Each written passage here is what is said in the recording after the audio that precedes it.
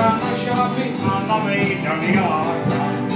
Na těsně velký mejdan všichni čá. U tří loučí tam já chtěl a stojí šápy vedle sebe jo. Na čápa už nikdo nevěří. A hlavně pouští, když je všichni to je.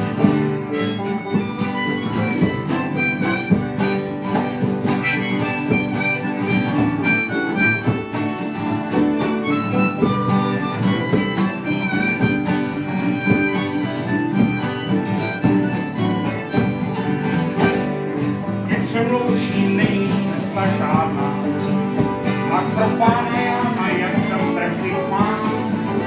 U nás v bažinách je každá šápa zrádná, tím pádem tam je však mluví jak robin